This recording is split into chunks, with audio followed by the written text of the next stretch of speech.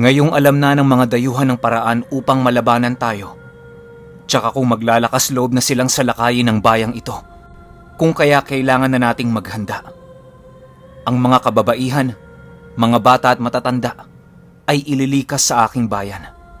Magiging ligtas sila doon, gayong nasa ilalim sila ng pangangalaga ng mga manggagaway, kung kaya wala kayong dapat alalahanin. Wika ni Manuel.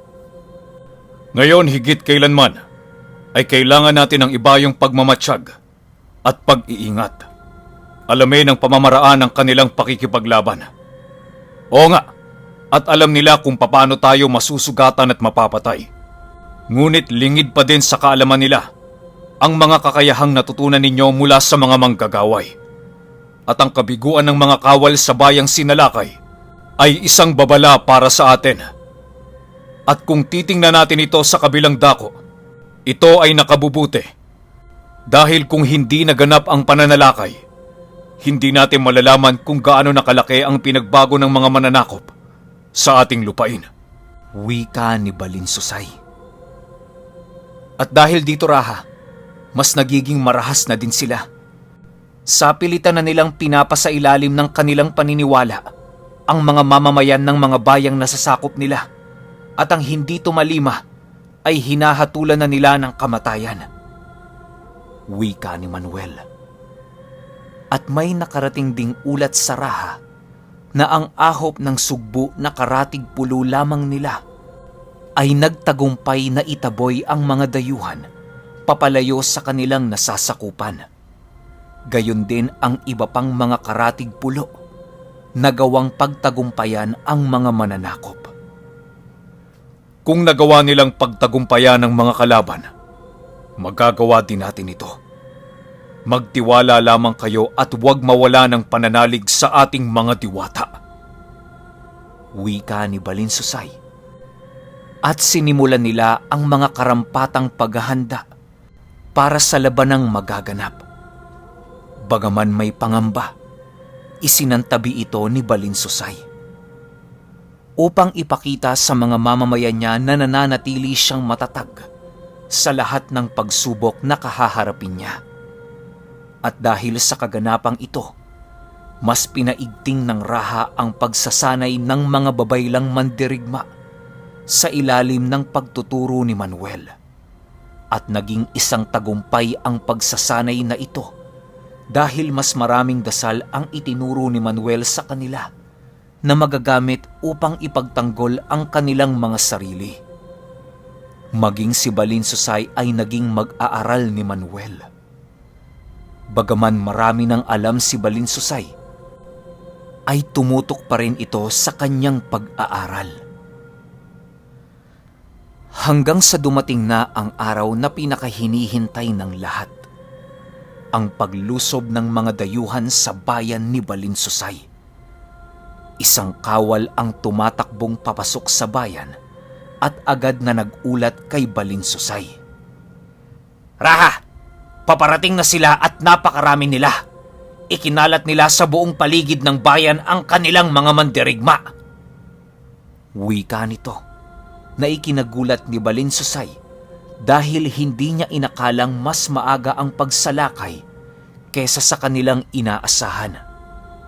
At wala doon si Manuel upang tumulong. Magpadala ng mensahero sa bayan ng mga manggagaway upang malaman ito ni Manuel. Utos ng Raha nang bigla silang nakarinig ng malakas na pagsabog mula sa labas ng bayan. Narito na sila!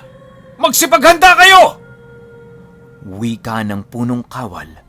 At agad na lumabas ang Raha upang salubungin ang mga kalabang mananakop. Pagdating niya sa labas ng bayan, ang unang bumungad sa kanya ay ang napakaraming patay na mga mandirigma. At mula sa mga usok, nakita niyang may isang tao na nakatayo at agad niya itong sinugod. Sinalubong siya ng mga putok mula sa barel ng mga dayuhan, ngunit hindi niya ito iniinda. Nang makalapit siya sa mga kalaban, isa-isa niya itong pinagtatagpas. Walang sino man ang makakapatay sa akin! Hindi ang mga aswang, at mas lalong hindi kayong mga dayuhan! Wika ni Balinsusay habang pinagtatatagpas niya ang mga dayuhan. Hanggang sa wala na halos matira sa panig na yon.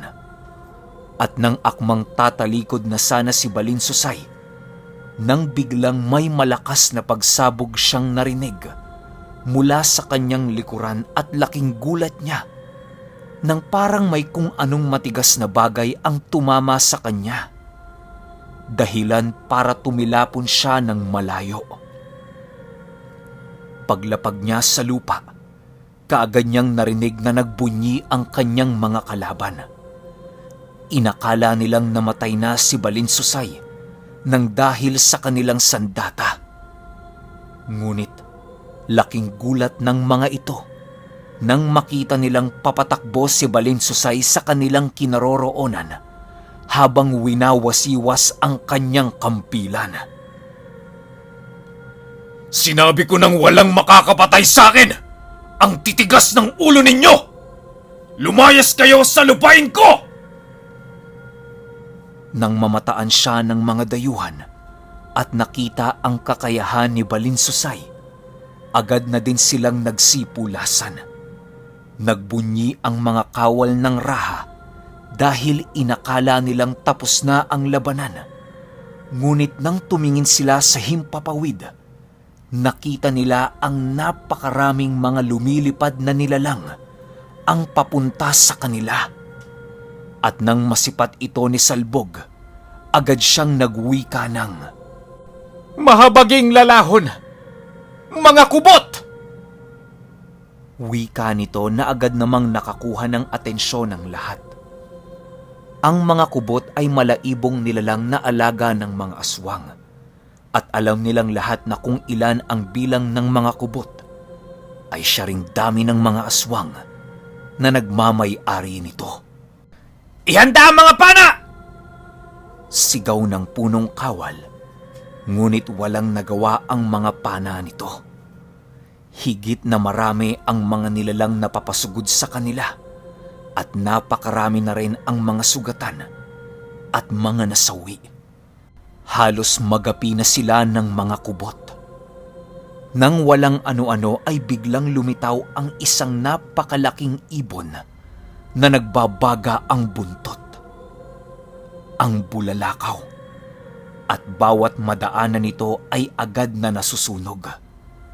At dahil sa paglitaw ng alagang ibon ni Balinsusay, ay nabuhayan ang lahat ng mandirigma ng raha. At nang malipol na ang lahat ng kubot, agad namang naglitawan ang mga aswang na nagmamay-ari sa mga yon. At sa pagkakataong ito, nanguna sa hanay ng mga mandirigma si Balinsusay. Duguan na ang raha at punong-puno ng kalmot ang kanyang katawan at muka. Hindi ito ang araw na malilipol ang mga tao. At mas lalong hindi ito ang araw upang maubos tayo ng mga dayuhan! Sugod! At sa hudyat ng raha, nagsisugod ang lahat ng mga mandirigma kahit alam nilang kulang ang bilang nila kung ikukumpara sa mga aswang nakaharap nila noong mga oras na yon. Wala sa mga mandirigma ang sumuko hanggang sa kokonti na lamang ang natira sa panig ni Balinsusay. Raha, handa kaming magbuwis ng buhay para sa ating ahop. Hindi kami susuko. Wika ng punong mandirigma. Ngunit napapaligiran na sila ng mga aswang at alam nila na wala na silang kalaban-laban. Mga kasama, kung ito man ang huling laban na dadaluhan ko, isang karangalan ang makipaglaban kasama kayo. Wika ni Balinsusay, sabay bunot ng kris sa kanyang bewang at sabay-sabay silang sumugod papunta sa kanilang mga kalaban. At nang sumugod ang mga kalaban, Laking gulat ni Nabalin Susay nang magsilitawan ang mga baging mula sa kanilang harapan. Protektahan ang pangkat ng Raha! Sigaw ng isang tinig ng lalaki. Si Manuel, kasama ang hukbo ng mga manggagaway. At mula naman sa likuran ng kanilang mga kalaban, nakita ni Balin Susay na nagsisipagtalsikan ang mga aswang at napansin niya na ang bawat tumatalsik na kalaban, kung hindi nahahati ang katawan, ay wala ng ulo. Sinipat ng Raha kung ano ang may kagagawa nito at laking gulat niya nang makita niya ang kanyang kapatid na iwinawasiwas ang kanyang sandata. Kasunod nito ay si Manuel at si Salbog. Gamit ang natitirang lakas, binunot niya ang kanyang sandata sa lupa at agad na sumugod sa kanyang mga kalaban. At kagaya ng mga dating labanan, walang itinitirang buhay si Balin Susay. Pero sa pagkakataong ito, nagbigay ng utos si Balin Susay na iiwang buhay ang kanilang pinuno. Walang gagalaw sa dato ng mga daghamon. Ako ang haharap sa kanya! Wika ni Balin Susay habang nakaturo sa isang lalaking nakatayo sa tuktok ng isang malaking bato. Ngunit Raha, sa lagay mo ngayon, wala kang laban sa nilalang na yan. Hayaan ninyo na kami na ang humarap sa kanila. Wika ni Manuel. Hindi, Manuel. Akin ang dato ng mga daghamon. Tugon nito habang lumalakad papunta sa pinuno ng mga aswang. Raha, ang mga uring ito ay mga daghamon. Hindi sila pangkaraniwan. Kagaya ng mga gabunan, kaya nilang maglakad sa ilalim ng tirik na araw. Wala kang laban sa nilalang na yan sa kondisyon mong kalagayan. Wika ni Salbog. Alam kong mahina ako ngayon. Pero alam kong hindi dito magtatapos ang aking bugna. Tugon ni Balin Susay sa kanyang mga kasamahan at walang ano-ano ay tumakbo ito papasugod sa dato ng mga daghamon. Wala ka na sa katinuan mo, Balin Susay. Hindi ka mananalo sa akin. Ngayon ko papatunayan sa diwatang sinasamba mo na kaya kong patayin ang isang taong may basbas ng mga diwata. Wika nito at biglang tumalon papaitaas at lumapag ito sa harap ni Balin Susay. Ang ipinagtataka ni Balin Susay ay hindi ito nagbago ng anyo. Wala ka bang balak na magbago ng anyo, Dato? Tanong ni Balin Susay. Hindi na kailangan, Raha. Dahil kayang-kaya na kitang patumbahin sa anyong tao ko. Tugon ng mga dato ng mga daghamon. Para sa mga hindi nakakaalam, ang lahing daghamon, ang mga uri ng aswang na ito ay ang tanging lahi ng mga sinaunang aswang na may mga alagang nilalang. At ang kubot ay isa lamang sa mga ito. Sila ay nakilala sa bandang Kabisayaan at sa ibang bahagi ng Mindanao. Agad sinugod ni Balin Susay ang dato ng mga daghamon. Ngunit napakabilis nito at agad na naiwasan ang pag-atake ni Balin Susay. Isa pa, medyo mabagal na ang kilos ng Raha dahil sa mga sugat na natamo niya. Sunod-sunod na ang pag-atake na ginawa ni Balin Susay, ngunit wala itong epekto sa kanyang kalaban. At laking gulat ng lahat nang sinalo ng dato ang kanyang kampilan. Inagaw ito sa kanyang mga kamay at agad na isinaksak sa Raha. Agad na bumagsak ang Raha at nanghina ang lahat nang makita nila ito. Hanggang dito ko na lamang, Balin Susay. Inakala ko na hindi ka matatabla ng kahit na anong sandata na gawa ng tao. Pero, tingnan mo ang sarili mo. Duguan at halos takasan ka na ng iyong sariling buhay! Halos panghinaan ng loob ang mga mandirigma ng Raha dahil bumagsak na ang kanilang pinuno. Ibinaba na nila ang kanilang sandata at naghihintay na lamang sila ng kanilang kamatayan. Ngunit, nang tingnan ni Manuel si Salbog, laking pagtataka nito dahil parang baliwala sa kanya na bumagsak ang Raha. Salbog, ano't nakaupo ka lamang dyan? Hindi mo ba nakikita ang kalagayan ng Raha? Hindi ka ba tutulong? Wika ni Manuel kay Salbog.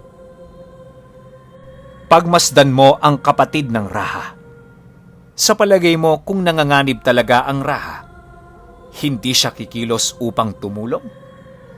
Nakaligtaan niyo ba na ang taglay na kakayahan ni Balinsusay? At ang mga taglay niyang alaga? Wika nito habang itinuturo ang isang makulay na tandang at dumapo ito sa walang malay na katawan ni Balinsusay. Laking gulat ng lahat nang nagliwanag ang tandang at animoy pumapasok ito sa katawan ng Raha. At mas lalo silang nagulat nang biglang naging abo ang katawan ng Raha. Nang biglang magsalita ang datunang, "Wala na ang inyong Raha. Patay na si Balinsusay." Wika nito. Pero nagulat ang dato nang marinig niyang magsalita si Balinsusay mula sa kanyang likuran. Hindi ba sinabi ko na sa iyo na hindi ikaw ang papaslang sa akin? Wika ni Balinsusay, at nang lingunin siya ng dato, agad niya itong inundayan ng malakas na suntok sa dibdib, dahilan para tumilapon ito palayo sa kinaroroonan ng Raha. Agad dinampot ng Raha ang kanyang kampilan at sinugod ang dato na noon ay nagbabago na ng kanyang kaanyuan. Mula sa pagiging tao ay nagpalit ito ng anyo. Ang kaanyuan niyang tunay na anyo ng isang napakalaking nilalang. Mahahaba ang mga kamay nito. Tinubuan din ng mga sungay at 4 na mata. Higit na mas malaki na ito kay Balinsusay at mas lalo pang ikinagulat ng Raha nang tubuan ito ng mga pakpak. At nang kumilos ito, nagulat si Balinsusay dahil napakabilis nito. At nang bigwasan siya ng nilalang, kaagad siyang tumilapon ng napakalayo. At nang makabangon siya, napangiti siya at nagsalita ng, Ito ang hinahanap kong laban. Wika nito at agad tumakbo papunta sa kanyang kalaban at sunod-sunod na sumalakay. Sa pagkakataong yon, iniinda ng daghamon ang kanyang mga salakay. Nasusugatan niya ang katawan nito at nang makakita ng pagkakataon, dinampot ni Balinsusay ang isang sibat at buong lakas na itinarak ito sa katawan ng nilalang.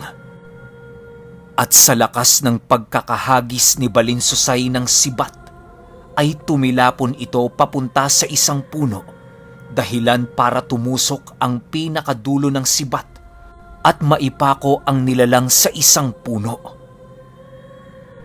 Alam kong hindi kita mapapatay gamit ang mga sandatang ito. Ngunit huwag kang mag-alala. Hindi na ituloy ni Balinsusay ang kanyang sinabi dahil bigla itong pinutol ng nilalang. Salamat, Raha. Wika nito sa mahinang boses. Salamat? Para saan? Tugon ni Balinsusay. Raha, nabuhay na ako ng matagal na panahon. At ang tanging dahilan ko ay para makipaglaban at hanapin ang tao na tatapat sa akin. Sa palagay ko, nakita ko na ito. At sa palagay ko, panahon na upang magpahinga ko. Pakiusap, Ra. Ipagkaloob mo sa akin ang karangalan ng kamatayan sa iyong mga kamay. Wika nito at iniikot niya ang kanyang tingin at nakita niya ang lahat ng mga natitirang daghamon na nakaluhod sa lupa. Animoy, nakikiusap sa Raha na ipagkaloob ang hinihiling ng kanilang pinuno. Agad na ibinaling ni Balinsusay ang kanyang tingin sa kanyang kapatid at nagwika ng, Demus, maaari ko bang hiramin ang iyong sandata? at agad namang inihagis ni Demus ang kanyang karit kay Balinsusay. Ngunit, nagwika si Demus sa pamamagitan ng kanyang isipan. Sa oras na kitilan mo ang buhay ng daghamon sa pamamagitan ng karit na yan, ay mapupunta sa iyo ang kanyang kaluluwa. Wika nito. Alam ko, kapatid ko. Tugon ni Balinsusay at agad na nagwika sa daghamon. Ipinagkakaloob ko na sa iyo ang iyong kamatayan.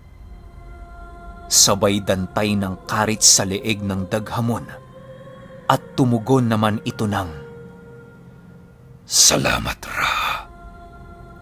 Sa wakas, makakapagpahinga na ako. Okay! Angas talaga. Sunod kagad natin yung 18. Salamat.